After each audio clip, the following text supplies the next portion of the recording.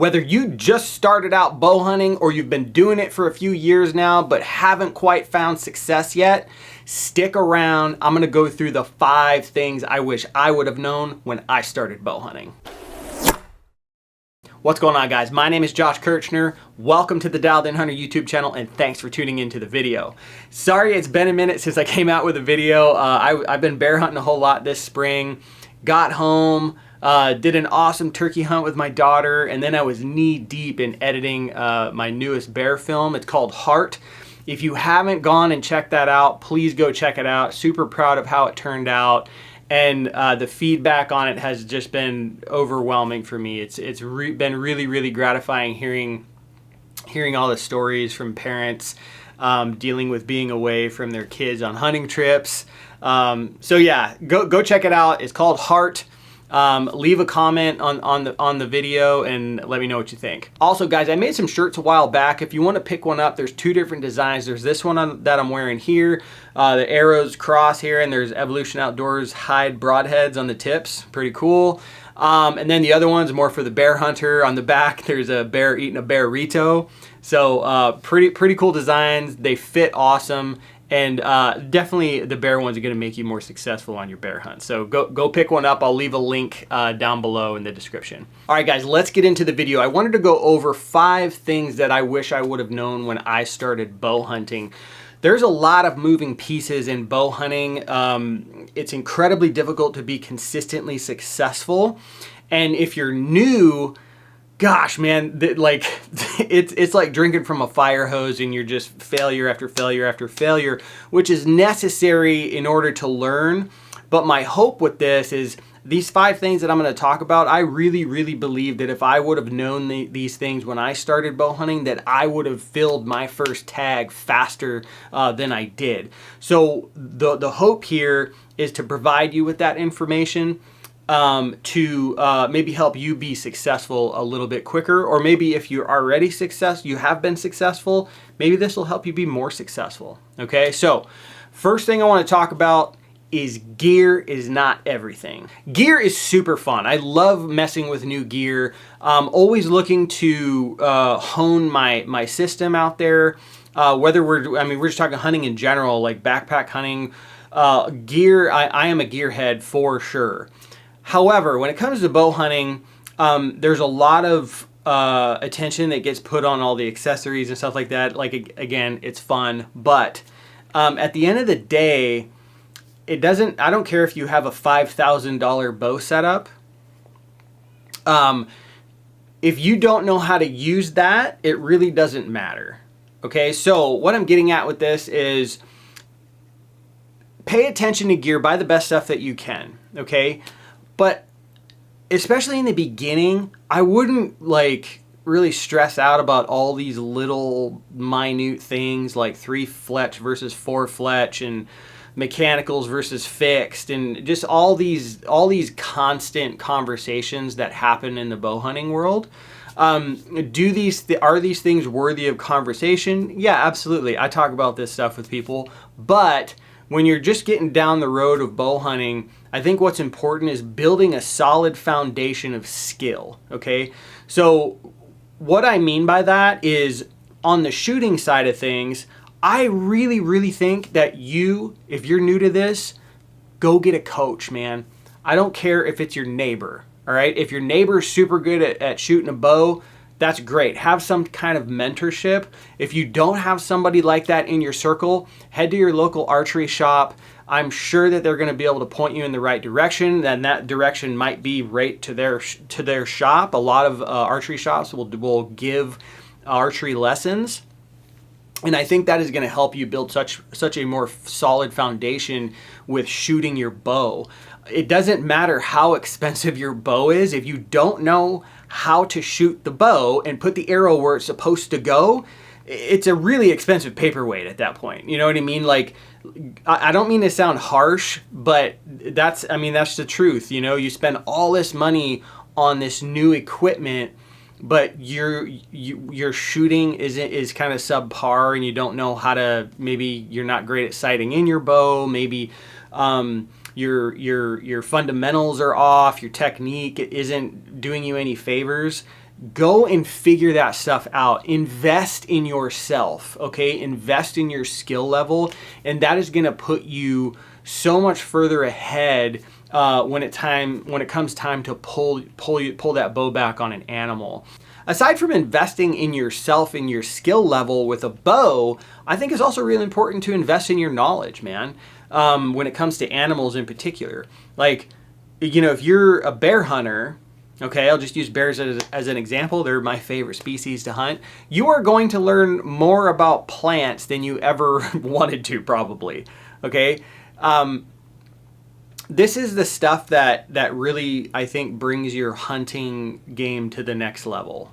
It is knowing, like, oh, what do mule deer eat in August in this area, right? Or where, what face do coos deer tend to bed on in January? You know, like this, all these little things, like learning animal behavior and what an animal does throughout the day, how to recognize animal sign in the woods.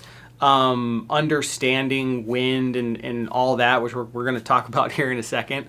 That's all the stuff that really is going to escalate your game. It's not just about grabbing, you know, your backpack and your bow and going into the hills. If you don't know how to find animals, okay, you're going to have a really hard time. And honestly, you're going to get really frustrated, man. I've seen it time and time again. And I've had instances where newer hunters that I've met in the field contact me while they're in the field, okay, and they're like, hey, I'm not seeing anything, you know, and trying to ask me for spots. And I just have to say like one thing to them and be like, yeah, but you need to focus on, for bear hunting, it's like, yeah, but you need to focus on the food. Where's the food at? Go to the food. And then all of a sudden they start seeing bears. You know, so there is a method to the madness, and I think that you need to invest in that and really spend time. I mean, maybe that means reading books on mule deer or black bears or whitetail, whatever. Invest in your knowledge, because knowledge is power, okay? And you put those two things together, knowledge along with you knowing how to shoot your bow really good, have a good foundation there, you're just inching your way towards success that much faster. Another thing I wish I would have known when I first started bow hunting was the importance of a well-tuned bow. Now that may sound super basic to a lot of you out there watching this channel, but I'm just trying to be honest with you, okay? When my first years of bow hunting, you know, it was me and my dad, and we shot our bows in the backyard and, you know, tried to sight them in at 20 yards. And then we went hunting, okay? Like, I didn't even know what tuning a bow meant back then, okay?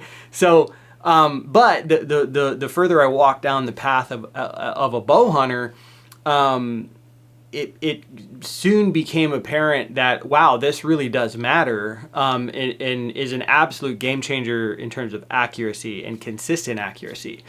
The point of tuning a bow, there's a lot of different methods out there: bear shaft tuning, walk back tuning. All of them have the same goal, and that is to achieve perfect arrow flight, right? We want our broadheads and field tips hitting the same point of impact, okay?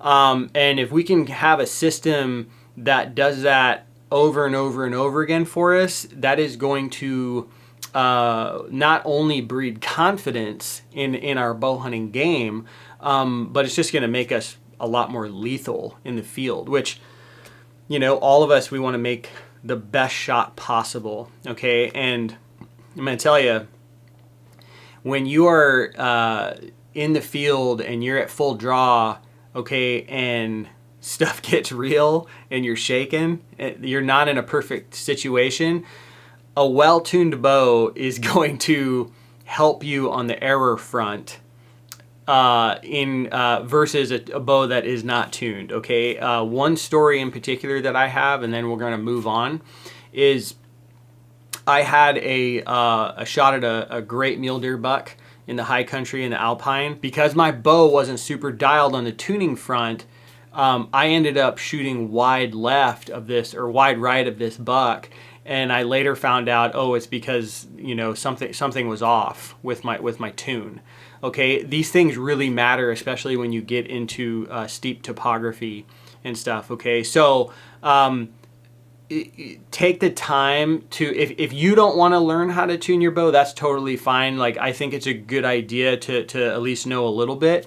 But take it to an archery shop and maybe have them walk you through it and have you shoot the bow while they tune it. Like, that's a great thing to do. I think it's really important for you to be the one that shoots your bow during the tuning process, because we all torque a little bit different. But yeah, well-tuned bow, man. Pay attention to that, and it's going to help you out in the long run. There is no need to do things like resight your bow for broadheads or have a different hunting bow for broadheads. That is completely, absolutely unnecessary. All you have to do is have a tuned bow. I'm not just talking about moving your rest around either, okay? I'm talking about your whole system, from your cam timing to your if you have knock pinch, okay, to your arrow spine. Everything needs to be sound and working together the best way that they can, and that is how you achieve the arrow flight that we are all looking for. Another thing I really wish I would have known when I first started out bow hunting was the difference between wind and thermals, okay? Now, I'm gonna be honest, I laugh at this now, you might think this is funny, but when I was first coming up in bow hunting, I really thought that they were the same thing, and I would hear people talk about thermals, and I'm like, are people just calling wind thermals because thermals sounds more fancy or something like that? But that couldn't be further from the truth. They're totally different things, and they can either totally work with you or take you out of the game and work against you. So to break this down as simple as I can, how I like to think about this is wind covers left, right, and thermals cover up, down, okay? So you can have, this is most easily seen with a windicator, okay? Now, you can have, let's say you have wind at your back, okay? And wind is going this way. With an uphill thermal, you will, like a rising thermal, if you hit your windicator, the smoke will go this way, but it'll also go up. Okay, pay attention to up and down when you're hitting your windicator, all right? I killed a bear like this years back with the wind going at the bear, okay? But the reason that worked, okay, was because I had a rising thermal, all right? And I did this on purpose, all right? Because that's the wind that kept me in the game. If I was in the spot I was in before, I wasn't seeing anything. But the very first night that I switched things up and was like, you know what? The thermal, I think, is going to take the wind over the bears. First night I did that, big boar walked in and I shot him with my bow. Okay, so pay attention when you're hitting your windicator. Don't just pay attention to which way it's going this way. Pay attention to if it's going up or going down as well. Let me just try to break this down real fast for you, as basic as I can. Guys, if you already know this, you want to fast forward, go ahead, okay? But hear me out. How thermals work. In the late evening and early morning, thermals are dropping, okay, because cool air falls, okay? So you have a thermal that's going downhill. Once the sun comes up and starts hitting the face of the mountain, starts warming things up, heat rises, right? So the thermal is going to start pushing uphill. The reason why this is really beneficial to know is it's going to help you do things like plan stalks, okay?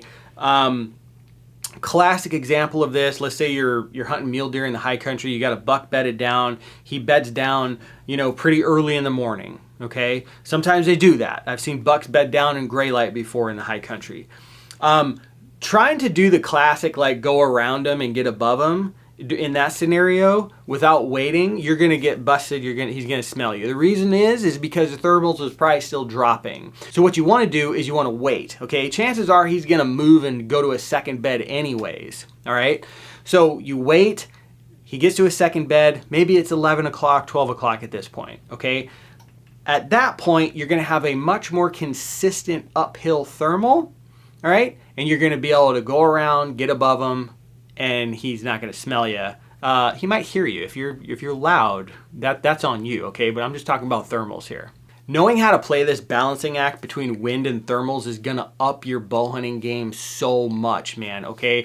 Whether we're talking about spot and stock hunting and you're making approaches, planning approaches, or we're talking about ambush hunting, and you're sitting in a tree stand or a ground blind, or maybe calling, talking about calling, doing calling setups, knowing how to manipulate the wind and thermals to your advantage is huge, and it's definitely going to help you taste success faster. The next thing I want to talk about kind of plays off of wind and thermals, but it more so has to do with the approach that we're taking to get to an animal. So this has a lot more to do with spot and stock hunting, and how we're getting to animals using the wind and thermals. Now, long ago, I made a rule that I would never come from below to make an approach on an animal. And the reason I made that rule was because I just time and time again, I'd get busted when I would come from below.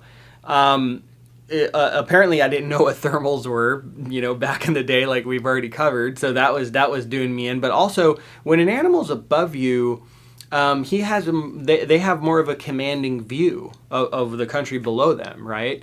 So it's just like, when we set up to go glass in an area, maybe you get up on a high point so you have a commanding view, okay? So when an animal's above you, he's got the sight advantage over you, all right? So the exact opposite of that, we already covered this. It's the classic, it's death from above, right? It's coming from above, straight above the animal, shooting straight down, which absolutely works. I love those setups. However, if you're dealing with like late evening, okay, and you're trying to do that, now all of a sudden you're inviting the possibility of the thermal switching and going downhill and hitting that deer and you getting busted, okay? So something I learned from a local here in Arizona long ago was the value in side hilling into an animal. Because when you're side hilling, you don't have to worry as much about that thermal, if at all. Okay, this might happen with the thermal a little bit as it's switching, but you dang sure don't have to worry about being above the deer and a thermal carrying your scent down to the deer. Okay, if you're coming in from the side. So, if a deer is bedded here, right, and if you don't want to go straight up on them, so what you would want to do is like maybe you go all the way to the side and you come over here and you inch in towards them like that. That's what I'm talking about. It takes a little bit more effort, okay, than going straight at the animal. And you know what? Maybe in my earlier years when I was first starting doing this, maybe that was something that I thought of doing, but it sounded like too much work, okay? Let me tell you something though, okay? Rarely is the path of least resistance gonna lead you to success when it comes to bow hunting. You need, if you want to do great things, you need to put in great effort, and taking the longer route to get into position is gonna help you in that regard more times than not. So it's not just about like coming in from above and shooting down on an animal with your bow. Like if I can do that, I love that. It's just so epic when you're like up on a cliff or something, you're aiming straight down at a deer. That's amazing. But I since I learned about that, I will not disregard side hilling. I think there's a lot of value in being able to add that into your spot and stock game. And in all reality, the side hilling might be the smartest play for the stock that you're doing. The last thing I want to leave you with here that I really think would have been beneficial for me to absorb when I was first starting out bow hunting is that, guys, bow hunting is so hard. It really is. And the reason I want to talk about this right now is I think there's this misconception, and this happened with me when I was a kid. You watch a lot of like hunting media. For me, it was watching hunting shows on cable TV on Saturday mornings. Okay, and in that 26 minutes or whatever that you're watching, you'll see like 5 bucks hit the ground in that time. And while it's entertaining, I loved those shows when I was a kid. It really paints this unrealistic picture of what bow hunting actually is and what really goes into being consistently successful with a bow. And it's very easy to go watch that stuff and go into the field for a week and not see an elk and feel like, what am I doing here? You know, and the fact of the matter is that's just how it goes sometimes, man. You know, like this is like bow hunting is a long game. It's an endurance game, in my opinion.